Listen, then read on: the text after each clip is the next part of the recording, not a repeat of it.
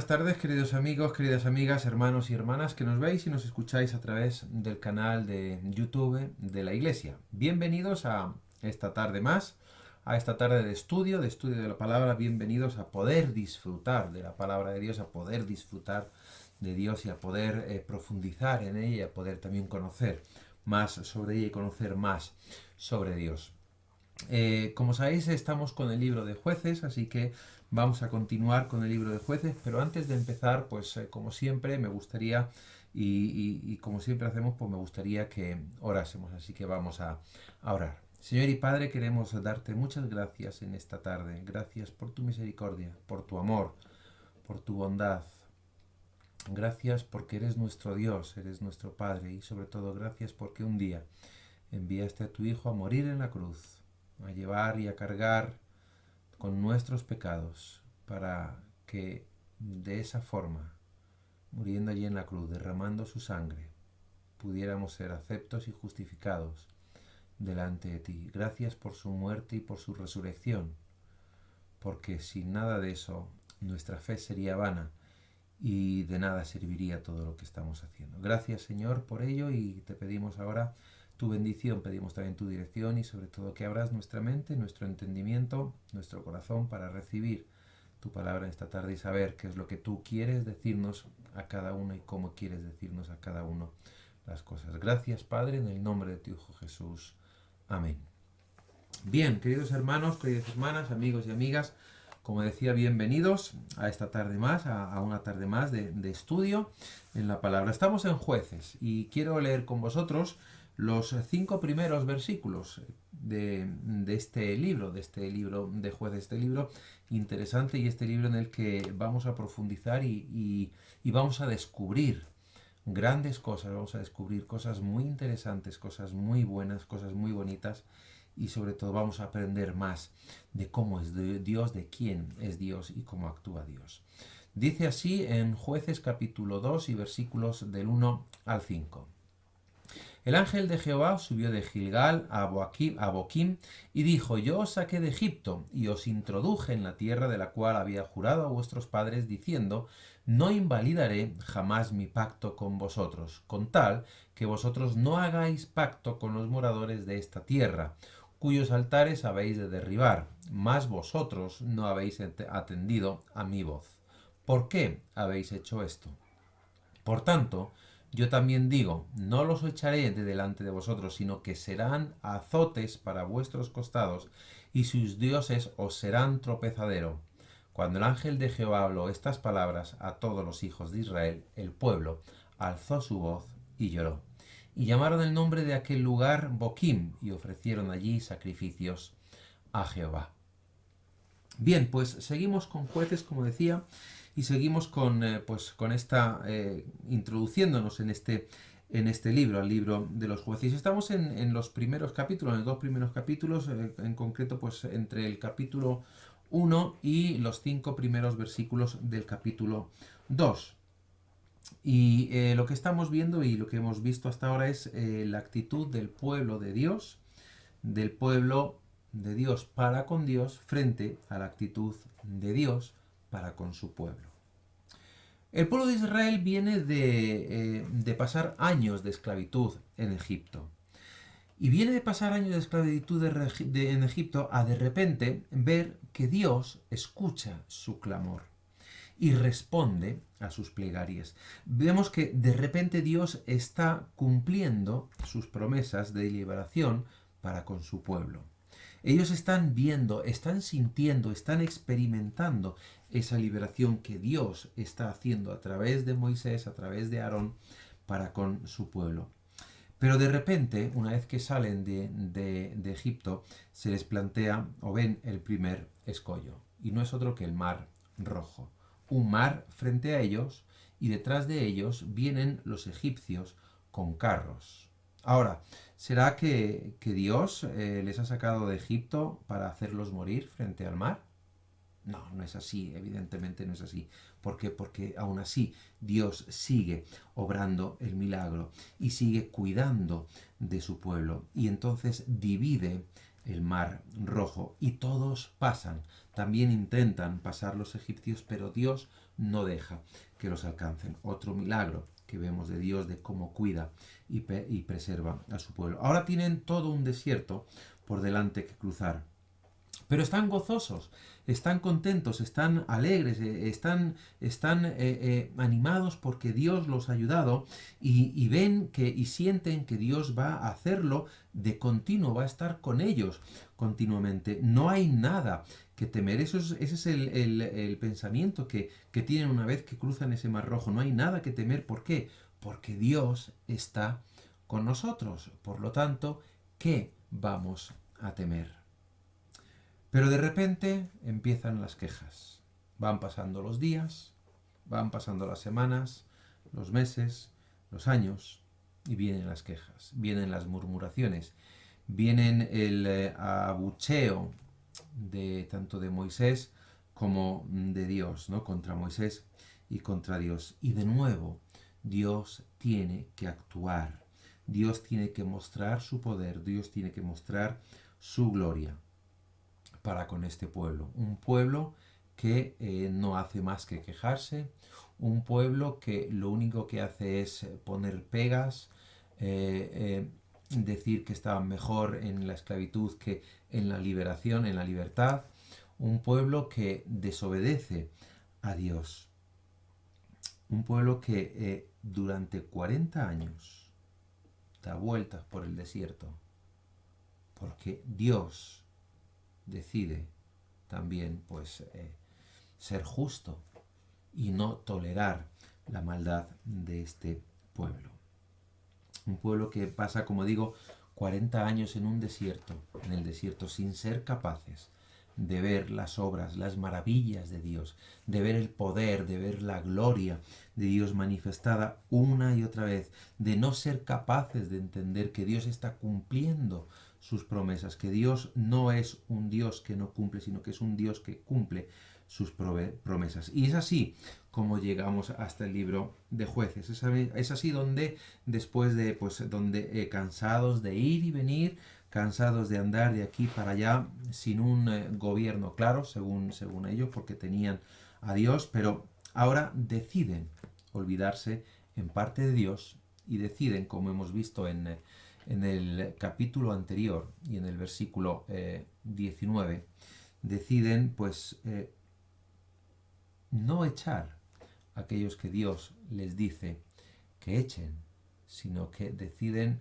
pues meterlos, incluirlos en su vida social. Fijaros, versículo 19 de este primer capítulo, dice: y Jehová estaba con Judá, quien arrojó a los de las montañas, mas no pudo arrojar a los que habitaban en los llanos, los cuales tenían carros errados. Y vemos más adelante, en el versículo 18, dice 28, perdón, pero cuando Israel se sintió fuerte, hizo al cananeo tributario, mas no lo arrojó. O sea, bueno, no os vamos a arrojar, pero vais a estar, por decirlo de alguna manera, tributando a nosotros. Y reciben las consecuencias de su desobediencia. En este capítulo 2, en el versículo 3, se nos dice bien claro: por tanto yo también digo, no los echaré delante de vosotros, sino que serán azotes para vuestros costados, y sus dioses os serán tropezadero. Reciben esas consecuencias de su desobediencia, esas consecuencias desastrosas. En el versículo 19 del capítulo 1 se nos dice que Judá no pudo arrojar a los que vivían en sus llanos, en los llanos, y vemos como en el versículo 28, pues cuando el pueblo de Israel es fuerte, como he dicho antes, pues lo que hacen no es solamente no arrojarlos, no obedecer a Dios, sino que encima los hacen partícipes de su vida social, de su sociedad. Y es lo que Dios en este capítulo 2 y en el versículo 2 también recrimina la actitud de este pueblo. Es donde Dios recrimina la actitud. Dice: decís que no podéis, pero contabais con mi ayuda. Dice: el ángel de Jehová, versículo 1, subió de Gilgal a Boquim y dijo: yo os saqué de Egipto, yo estaba allí con vosotros y os he traído hasta aquí, os introduje en la tierra de la cual había jurado a vuestros padres. Encima diciendo que no invalidaré mi pacto, jamás invalidaré mi pacto con vosotros. ¿Y vosotros qué habéis hecho? Yo os dije, mirad, yo no voy a invalidar mi pacto si vosotros no hacéis esto con estos moradores. Pero ¿qué habéis hecho? ¿Por qué habéis hecho esto? Decís que no podéis, pero al final lo que ocurre es que no queréis hacerlo. Estáis más cómodos en lo que estáis haciendo ahora. No habéis querido, que es diferente. ¿Y por qué habéis hecho esto? Y esa misma pregunta que Dios hace al pueblo de Israel se nos hace a nosotros. ¿Por qué? Porque muchas veces hemos dicho que no podemos y sin embargo la gran realidad, la triste realidad es que no queremos. Muchas veces y a muchos he dicho que el querer es poder y sigo manteniéndolo, sigo diciendo que el querer es poder. Cuando uno quiere hacer algo, puede hacer eso. Evidentemente hay cosas que es imposible que uno haga por sí mismo. Pues no sé, ejemplos muy tontos puedo poneros, pero no os lo voy a poner. Pero sí que es verdad que el querer es poder. Cuando me excuso en no poder, aunque tenga buenas razones para decir que no puedo hacerlo, al final, pues lo que estoy haciendo es lo mismo que hacía el pueblo de Israel. ¿Tenía excusas razonables para decir que no podía? Sí, vemos en el versículo 19 que hemos leído antes que dice que no pudieron arrojarlos porque esas personas tenían carros errados, o sea, eran gente preparada para la guerra, preparada para las invasiones y todo eso, entonces no podían echarlos. Decían que no podían echarlos, ¿no? Y tenían buenas razones frente a todo eso, pero al final simplemente lo que estoy diciendo es que todas mis razones no son que no pueda, sino es que no quiero poder hacerlo, no quiero poder intentarlo siquiera el hacer todo lo que me dices que haga, el obedecerte al fin y al cabo. Pero si Dios es con nosotros, como nos dice la Biblia, ¿quién contra nosotros? Si Dios estaba con ellos y si Dios les está diciendo, ¿quién os sacó de Egipto? Yo os saqué de Egipto, yo os he traído a la tierra. ¿Por qué no podéis? ¿Por qué habéis hecho esto? ¿Por qué habéis dicho que no podíamos con esta gente? No queríais porque para vosotros era mucho más fácil. Dios es un Dios fiel y no permitirá una situación y no permitirá una circunstancia en la que no podamos salir, en la que no podamos encontrar esa salida. Fijaros lo que se nos dice en 1 Corintios capítulo 10 y versículo 13. No os ha sobrevenido ninguna tentación que no sea humana, pero fiel es Dios, que no os dejará ser tentados más de lo que podéis resistir, sino que dará también juntamente con la tentación la salida para que podáis soportar.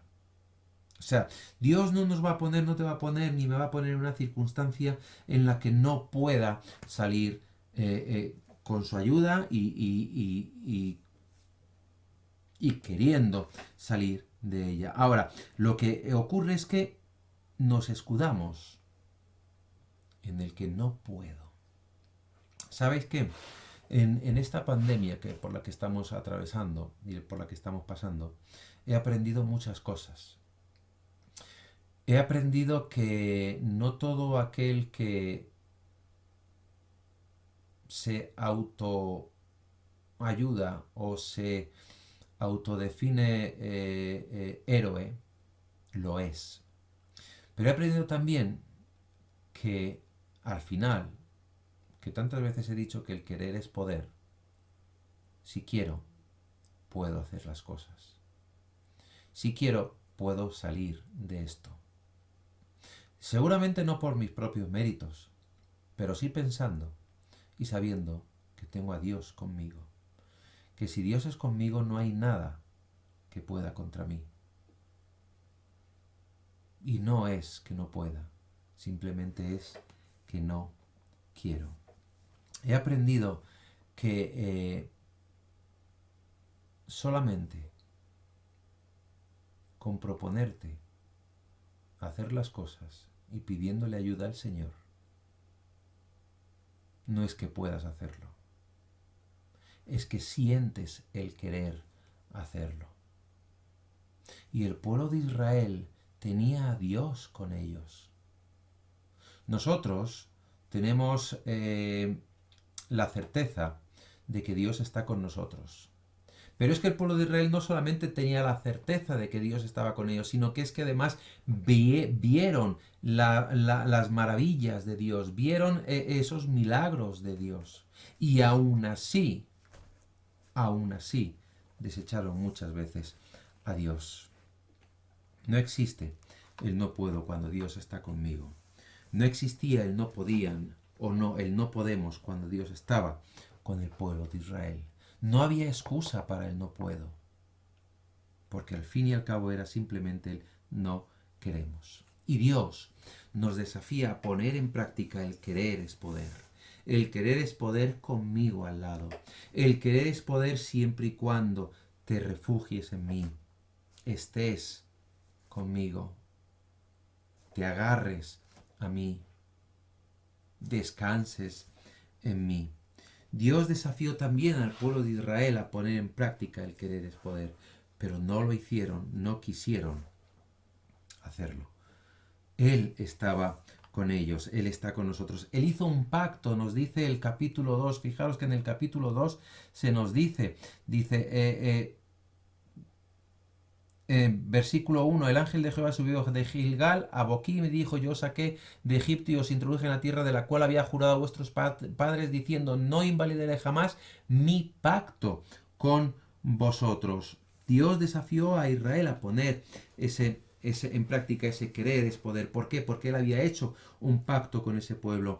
Había hecho un pacto, también ha hecho un pacto con nosotros. Jesús nos dice, yo estaré con vosotros todos los días hasta el fin del mundo. Mateo capítulo 28 y versículo 20, enseñándoles que guarden todas las cosas que os he mandado.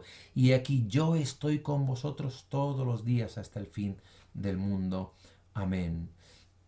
Cristo, Dios mismo, no nos deja ni un solo momento, está con nosotros continuamente. Por eso os digo que el no puedo es simplemente una excusa de nuestra incapacidad por no querer hacer las cosas. Claro que hay cosas, como decía antes, en nuestra vida que no podemos hacer, es verdad, pero hay otras muchas cosas que decimos no poder hacer y en realidad es que no queremos hacer y ponemos excusas mil y una, aún muchas veces dando buenas razones para no poder supuestamente hacer las cosas, para decir ese no puedo, pero siguen siendo excusas para no querer hacerlo. Y en el libro de Jueces se nos muestra cómo Dios es fiel con el pueblo a pesar de su desobediencia. De la misma forma que se nos muestra en toda la Biblia que Dios es fiel para con nosotros a pesar de nuestra desobediencia. Y sigue siendo fiel a pesar de esa desobediencia que cada día tenemos para con Dios. Ahora, fijaros que hay tres grandes categorías o tres categorías generales donde la excusa del no puedo reina a sus anchas y hace lo que quiere de nosotros. Una de ellas es con relación a decir la verdad. Cuesta decir la verdad, ¿verdad? No puedo decir la verdad. ¿Cómo voy a decir la verdad en este aspecto? Es que me juego todo esto. Me juego mi carrera profesional, me juego mi vida familiar, matrimonial, eclesial, como queráis, si digo la verdad en este aspecto. O me resulta difícil decirle la verdad a este hermano o a esta hermana, porque a ver si le voy a caer mal, a ver si me va a dejar de hablar. Porque hay muchas veces que preferimos la comodidad de decir no puedo decir la verdad, porque en realidad lo que no quiero es decir la verdad para perder el favor, para no perder el favor de este hermano o de esta hermana, para que no se enfade conmigo, para caerle bien a todo el mundo, para hacer digamos un poco la pelota a este hermano. Entonces, pues no puedo decir la verdad. Pero fijaros que en Efesios capítulo 4 y versículo 15 se nos enseña a decir la verdad, pero a decir la verdad con amor. Se nos dice, sino que siguiendo la verdad en amor, crezcamos en todo en aquel que es la cabeza, esto es Cristo, de quien todo el cuerpo bien concertado y unido entre sí por todas las coyunturas que se ayudan mutuamente según la actividad propia de cada miembro, recibe su crecimiento para ir edificándose en amor. Y en el versículo 25 de este mismo capítulo de Efesios dice, por lo cual, desechando la mentira, hablad verdad cada uno con su prójimo, porque somos miembros los unos de los otros. Se nos enseña a decir la verdad, nos enseña que Dios nos está pidiendo que digamos la verdad, pero nos enseña a decir la verdad con amor. La verdad duele, es verdad, y duele más cuando dice para hacer daño. Por eso se nos dice que tenemos que hacerlo con amor. Pero la verdad dicha con amor trata de corregir a quien se ha equivocado o a quien se le está diciendo. Trata de ayudar a esa persona a no volver a cometer el mismo error. Pero, es que no quiero enfadar a esa persona, ¿no? Como decía antes. Es que me importa más caerle bien. Es que me importa más disfrutar, más bien parasitar a veces su favor antes que decir la verdad. Porque si le digo la verdad, se puede enfadar conmigo y se acaba todo aquello o todo lo bueno que tengo con él. No quiero que se enfade conmigo, no quiero perder su amistad, no quiero perder la relación que tengo de toma y daca, de ese parasitismo que he iniciado con esa persona. Porque a veces, cuando no decimos la verdad, nos convertimos en parásitos, porque no decimos la verdad, no queremos decir la verdad porque decimos no podemos, pero al fin y al cabo es que no quiero decirlo para no perder ese favor, ¿no? Para no perder todo aquello que he ganado con una supuesta confianza que no es tal. Pero lo que me olvido es que haciendo esto, es que no diciendo la verdad, estoy haciendo mucho más daño a esa persona. Y simplemente es porque no quiero decir la verdad. Y no la quiero decir con amor. Simplemente es porque no me apetece. No es que no pueda, es que no me apetece decir la verdad. Otra faceta es el perdón. Mateo capítulo 18 y Mateo capítulo 6, perdón, y versículo 12 se nos dice, y perdónanos nuestras deudas como también nosotros perdonamos a nuestros deudores. Y en el capítulo 18, ahora sí, versículo 35 se nos dice, así también mi Padre Celestial hará con vosotros si no perdonáis de todo corazón cada uno a su hermano sus ofensas. Se nos enseña en la Biblia a perdonar. Se nos dice que tenemos que perdonar.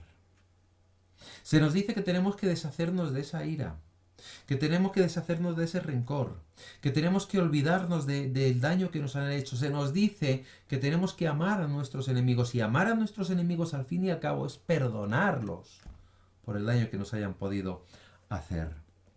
Se nos dice que tenemos que calmar, que tenemos que suavizar nuestro corazón. Pero entonces, en lugar de perdonar, pongo la excusa de no poder perdonar. Ahora, ¿y si Dios no pudiera perdonarnos? ¿Y si Dios pusiera la excusa de no puedo perdonaros? Bueno, ¿y si no quisiera perdonarnos? ¿Qué sería de nosotros? ¿Y si no hubiera querido enviar a su Hijo a morir en la cruz para perdonar nuestros pecados? ¿Y si hubiera dicho, no puedo, porque es mi Hijo? ¿Cómo voy a mandar a mi Hijo? ¿Y si Dios se olvidara de querer hacer con nosotros? ¿Simplemente pasara?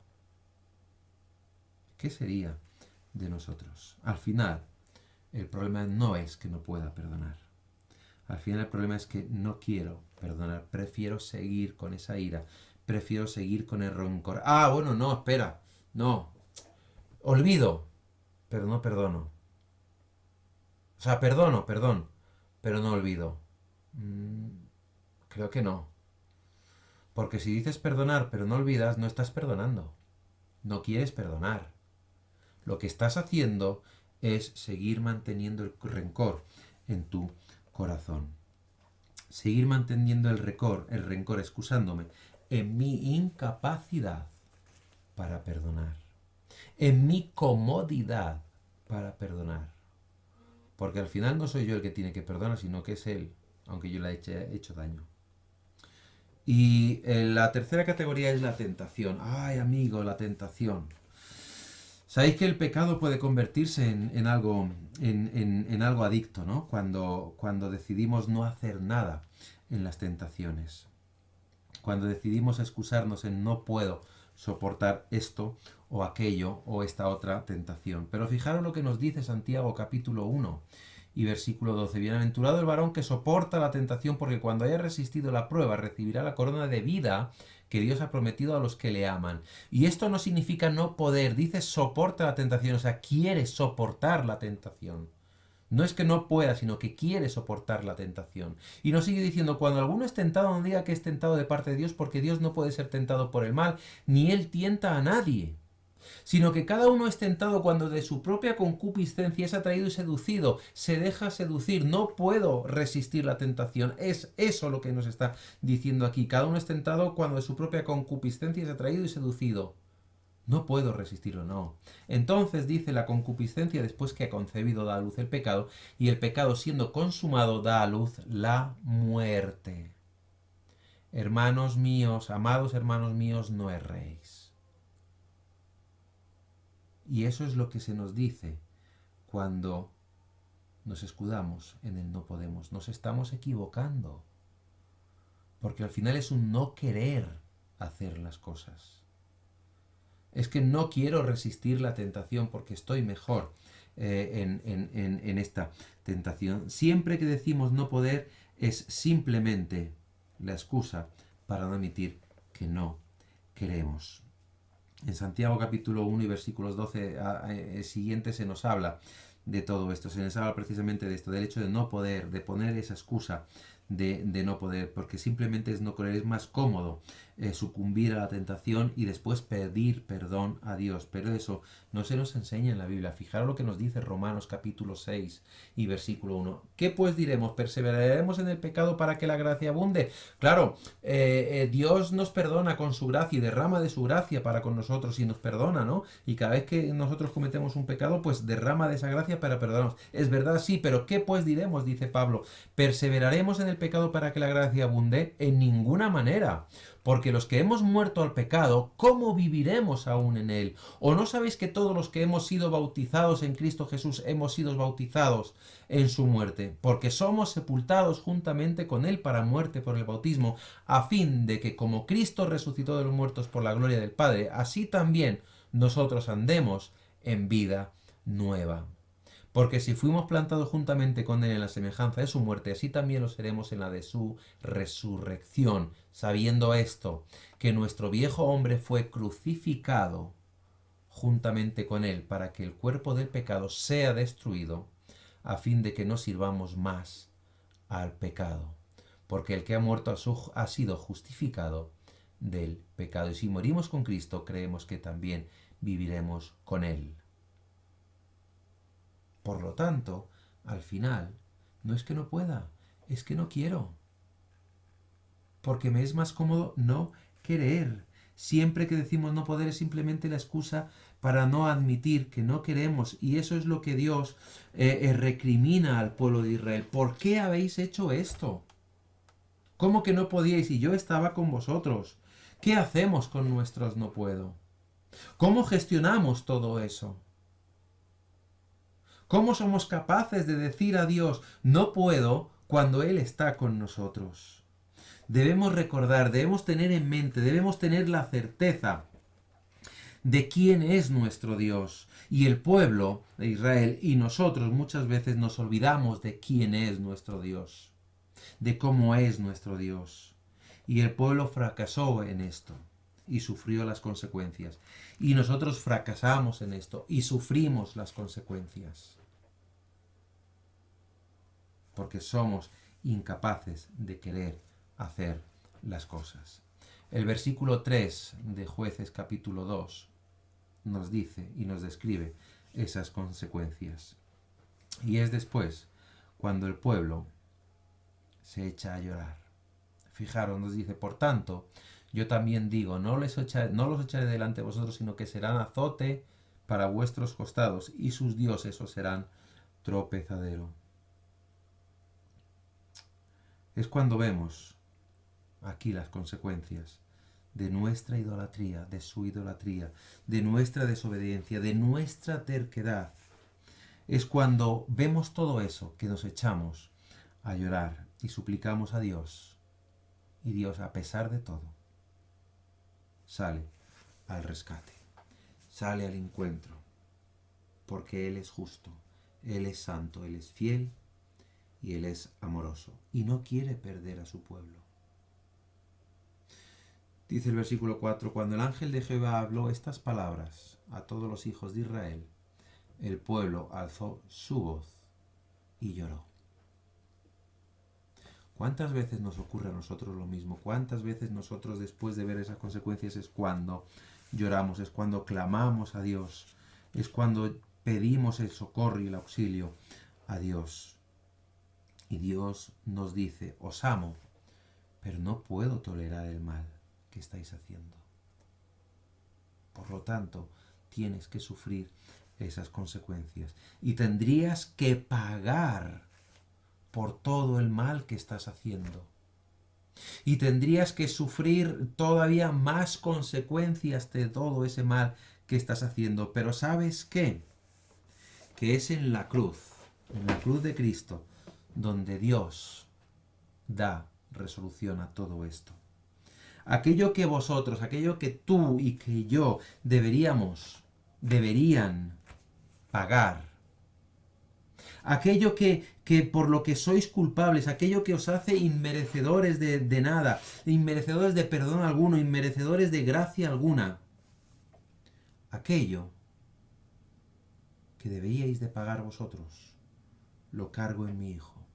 Se lo imputo a Él para que sea Él quien pague por todos vuestros pecados, quien pague por toda vuestra maldad, para que sea Él ese sacrificio perfecto que vosotros deberíais hacer, pero que sois incapaces de hacer. Y eso es una de las cosas que no podemos hacer. No es que no queramos hacer, que tampoco queremos hacer, pero es que no podemos hacer. Segunda de Corintios, capítulo 5 y versículos del 18 al 19 nos dice: y todo esto proviene de Dios, quien nos reconcilió consigo mismo por Cristo y nos dio el ministerio de la reconciliación. Que Dios estaba en Cristo reconciliado consigo al mundo, no tomándoles en cuenta a los hombres sus pecados, y nos encargó a nosotros la palabra de la reconciliación. Y nos dice en el versículo 21, al que no conoció pecado, por nosotros lo hizo pecado, para que nosotros fuésemos, ¿qué? Hechos justicia de Dios, para que nosotros fuéramos justificados por medio de Él. La cruz es el único medio justo para justificarnos delante de Dios. Dios derramó en la cruz toda esa ira que debía de haber derramado en nosotros. Dios cargó en Cristo todo eso que tenía que haber cargado en cada uno de nosotros. Dios, versículo 2 de este mismo capítulo 5 de 2 de Corintios, y por esto también gemimos deseando ser revestidos, 21. Me he ido al 2, ¿no? Al que no conoció pecado, por nosotros lo hizo pecado. ¿Para qué? Como he dicho antes, para que nosotros fuésemos hechos justicia de Dios en él. La cruz es el único medio justo y es el único medio que justifica. Romanos 3:26. a quien Dios puso, perdón, 25, a quien Dios puso como propiciación por medio de la fe en su sangre para manifestar su justicia a causa de haber pasado por alto en su paciencia los pecados pasados, con la mira de manifestar en este tiempo su justicia, a fin de que Él sea el justo y el que justifica al que es de la fe de Jesús. Es el único medio que justifica a quienes creen en Jesús. Es el único medio que justifica a aquellos que deciden tener fe en el Hijo de Dios, aquellos que deciden creer en el Hijo de Dios, aquellos que ya no sea el no puedo, sino el quiero, porque amo a Dios. Dios cargando en Cristo toda nuestra miseria, todos nuestros pecados. En el libro de Jueces encontramos ese amor incondicional de Dios. Pero también encontramos la negativa de Dios a tolerar el mal, a tolerar el pecado. Y es en la cruz, como he dicho antes, donde vemos esa justicia perfecta de Dios, ese amor incondicional de Dios para con su pueblo y para con nosotros.